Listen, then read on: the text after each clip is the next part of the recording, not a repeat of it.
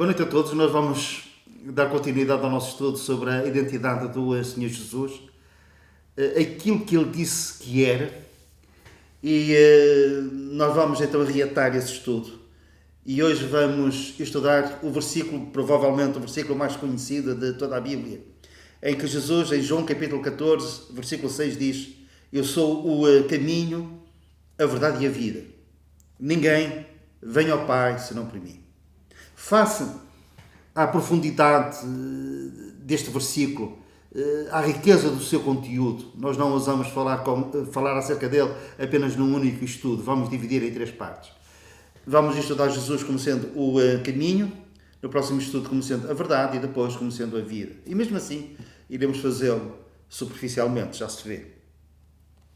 Ao longo dos séculos, há pessoas que têm enverdado por esta interpretação acerca da pessoa de Jesus Cristo, dizendo que ele era alguém com um conhecimento e uma inteligência muito acima dos homens do seu tempo, que ele estava sempre à frente. Não era um passo, era quilómetros à frente, vendo aquilo que os outros não viam e vendo ao longe. Há quem diga também que ele era alguém com conhecimentos profundos acerca dos mistérios de Deus. Alguém cujo caráter, cujas palavras ainda hoje causam impacto, e as pessoas não podem ficar indiferentes, impávidas perante as afirmações que Jesus fez. Palavras essas que chegaram aos nossos dias através da palavra de Deus. E muitos se têm curvado perante tão grande sabedoria, perante tão grande inteligência. E mesmo hoje, há quem ouse afirmar que nunca ninguém falou com tanta sabedoria. Era um líder nato também. E a sua influência, apesar de nunca ter escrito um livro, a sua influência tem-se propagado ao longo dos séculos. Em pleno século XXI, Jesus Cristo é lido, e quando se reflete acerca da sua pessoa, continuamos a ficar impactados com aquilo que ele disse, se não acreditarmos naquilo que ele fez. Mas sabem, isto não é lógico. Esta reflexão acerca da sua pessoa não tem cabimento, porque nós não podemos dizer que Jesus era um bom caráter e ao mesmo tempo ele ter mentido naquilo que é essencial. Uma mentira grande.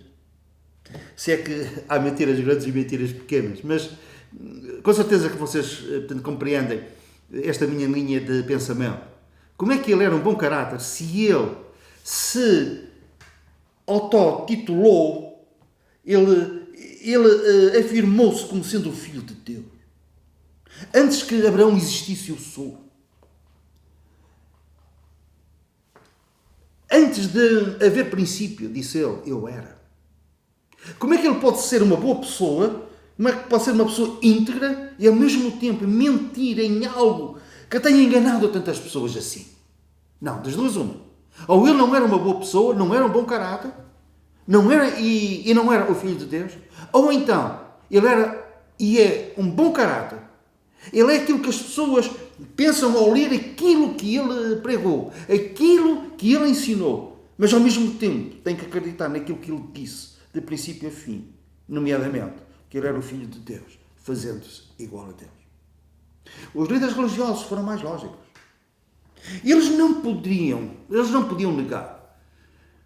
Eles não podiam ficar indiferentes à sua mensagem, e eles diziam, nunca ninguém falou como este homem. Mas também ficaram impactados com os seus milagres. E reconheciam que ninguém podia fazer as obras que ele fez se ele não viesse de Deus. Mas perante isto, eles sabiam que tinham que arranjar qualquer subterfúgio para não o reconhecerem como Filho de Deus. Então diziam que ele fazia isto. Ele era aquilo que era pelo poder de Satanás, pelo poder do diabo. Era um enganador, um ilusionista de palavras e de ações também. Mas eles não diziam que ele era um bom caráter e negavam que ele era filho de Deus. Não, eles diziam que ele era um enganador e que não era o filho de Deus. Mas nós sabemos e cremos firmemente que Jesus foi a mente mais brilhante que este mundo conheceu. Nunca ninguém falou assim, com tanta profundidade. Ele não tocava só na mente e no intelecto das pessoas. Ele ia até à alma, até à profundidade do ser humano, no seu íntimo, até à divisão da alma e do espírito. Ele conseguia chegar lá. E ele era e é aquilo que ele diz, o Filho de Deus. Por isso, nós não ficamos surpreendidos quando ele, neste versículo, ele chama a si a exclusividade do caminho para Deus. Ele não diz, eu sou um caminho. Ele diz, eu sou o caminho. E nós temos essa necessidade de termos um caminho que nos leve ao Pai, que nos leve ao lar, que nos leve para casa, que nos leve para o céu. Porquê? Porque Deus do céu olhou e viu que cada um se desviava pelo seu próprio caminho. A palavra de Deus diz que todos se extraviaram. E nós andávamos por caminhos construídos por nós próprios ou feitos por outros. E tantos não andam neste caminho da religiosidade, sem uma análise acurada, sem ponderação e reflexão. Se aquele caminho que estão a seguir, se é o caminho certo, se é o caminho que nos leva a Deus, se é o único caminho, estamos a andar no único caminho que nos leva a Deus, e esse caminho é a pessoa do Senhor Jesus. Temos que nos sintonizar com o GPS de Deus. E o GPS de Deus aponta-nos para Jesus como o único caminho para Deus. O sábio Salomão disse, há caminho que ao homem parece direito, mas o fim deles é o caminho da morte. Cuidado. Nós não podemos errar. Nós não podemos falhar. Temos a vida aqui na Terra para encontrarmos este caminho e andarmos neste caminho. É uma eternidade que está em causa. Nós não podemos seguir, seja que caminho for, que não nos leva à presença de Deus. E antes, pelo contrário, que nos leva à morte, à condenação eterna, à distância para sempre de Deus. É que há pressa e há uma urgência nisto, porque quanto mais nós andarmos no caminho errado, nós mais longe estamos do caminho certo. Como é que Jesus se tornou este caminho? Como é que ele pode reivindicar para si a exclusividade deste caminho para Deus? Em Hebreus, capítulo 10, no versículo 19, nós temos assim. Tendo, pois, irmãos, ousadia para entrar no Santo dos Santos. O Santo dos Santos fala-nos já acerca da presença de Deus. Tendo, pois, irmãos, ousadia para entrar no Santo dos Santos pelo sangue de Jesus, pelo novo e vivo caminho que Ele nos consagrou, pelo véu, isto é, pela sua carne. E tendo o grande sacerdote sobre a casa de Deus, aproximemo-nos com sincero coração, em plena certeza de fé. Há um caminho novo, há um caminho vivo, há um caminho único que nos leva ao Santo dos Santos, que nos leva à presença de Deus. É um caminho que Jesus abriu para nós, não através das suas mensagens, por mais esclarecedoras e profundas que elas tenham sido e são. Não pelos milagres, que eram incontestáveis, mesmo perante os inimigos que ele tinha, os seus adversários, inimigos até, que desejavam a sua morte. Não foi dessa forma que ele abriu este caminho para Deus. Foi pelo seu sangue, foi pela sua morte por nós na cruz de Calvário. E quando ele na cruz, a certa altura, diz que está consumado, o véu do templo que vedava a entrada à presença de Deus, ao lugar do Santo dos Santos, esse véu rasgou-se de alta paz e estava aberto o caminho para Deus, estava aberto o caminho para o coração de Deus, através do seu sangue. Deixai-me parafrasear o profeta Isaías,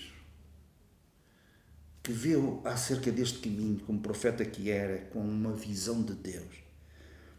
E ele disse: este é o caminho, andai nele, sem vos desviardes, nem para a direita, nem para a esquerda. Este é o caminho, Jesus é o caminho. Andai nele, sem vos desviardes, nem para a direita, nem para a esquerda. Há uma oração que é necessário fazer. O salmista, no Salmo 27, a certa altura, ele ora desta forma: ensina-me, Senhor, o teu caminho e guia-me pela vereda direita. Ensina-me, Senhor, o teu caminho. Se houver sinceridade em nós, e se buscarmos a Deus, se lhe dissermos: Senhor, eu não quero errar no caminho que leva à eternidade, eu quero seguir no caminho que leva à tua presença, mais tarde ou mais cedo o Senhor vai-se revelar a ti e vai-te mostrar que Jesus é esse caminho. E quando isso acontecer, assume essa revelação. Segue nesse caminho. E a nossa oração é para que o Senhor use este estudo para te trazer para esse caminho que é Jesus. O salmista também orou assim: sonda-me, ó Deus, e conhece o meu coração, prova-me, e conhece os meus pensamentos, e vê se há em mim algum caminho mau, e guia-me pelo caminho eterno. Senhor, vê se há em mim algum caminho mau, algum caminho que não me leva a ti. Eu quero mudar para o caminho que me leva à tua presença, ao Santo dos Santos. Um caminho exclusivo. Ninguém vem ao Pai senão por mim, se não for pelo caminho que é Jesus. Ninguém chegará ao Pai. É necessário deixar de percorrer outros caminhos e andar apenas pelo caminho que é Jesus. Se o fizeres, o fim desse caminho vai desembocar na porta do céu que se vai abrir e nos vai dar acesso ao Pai, vai nos dar acesso a Deus. Iremos ver face a face aquele que para nós abriu este novo e vivo caminho pelo seu sangue na cruz de Calvário. Não é Ele que vai correr para nós, quem sabe, mas uma coisa sabemos: iremos nós também correr para Ele e nos prostraremos perante Ele e o louvaremos pelo facto de Ele, pelo caminho que é, nos ter levado à presença de Deus, onde ficaremos por toda a eternidade. Que o Senhor te abençoe e te traga para este caminho que é Jesus.